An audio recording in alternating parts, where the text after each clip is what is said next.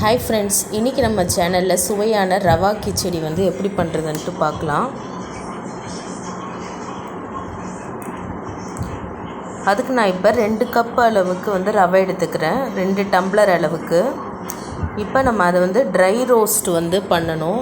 ஒரு 1 மினிட் அளவுக்கு வந்து நம்ம ட்ரை ரோஸ்ட் வந்து பண்ணிக்கலாம்.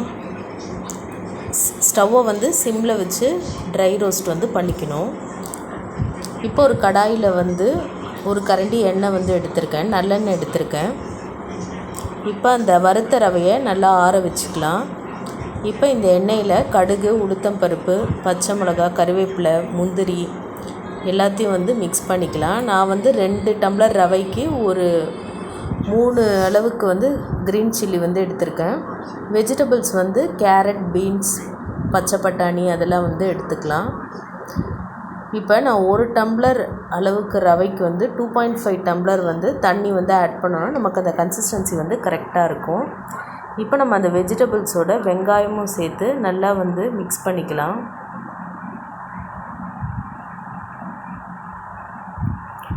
இப்போ நான் 2 டம்ளர் அளவுக்கு ரவை எடுத்திருக்கேன், அதனால் 5 டம்ளர் அளவுக்கு வந்து அதே டம்ளர்லேயே வந்து நான் சேர்த்துருக்கேன். இப்போ வெஜிடபிள்ஸ் வந்து நல்லா குக் ஆனவுடனே நம்ம வந்து இந்த ரவையை வந்து போட்டு ஸ்டவ்வை வந்து சிம்மில் வச்சுட்டு ரவையை வந்து கொஞ்சம் கொஞ்சமாக வந்து சேர்க்கும் போது கெட்டிப்படாமல் வந்து இருக்கும்.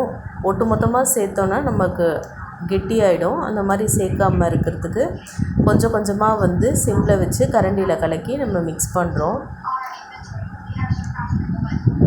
இப்போ அது அப்படியே வந்து கொஞ்சம் கொஞ்சமாக வந்து திக்காகுது பாருங்கள். இந்த மெத்தடில் ட்ரை பண்ணிங்கன்னா கிச்சடி வந்து நல்லா வந்து ஒரு டேஸ்ட்டாக வந்து இருக்கும். உங்களுக்கு நம்ம சேனல் பிடிச்சிருந்தா கண்டிப்பாக சப்ஸ்கிரைப் பண்ணி வச்சுக்கோங்க.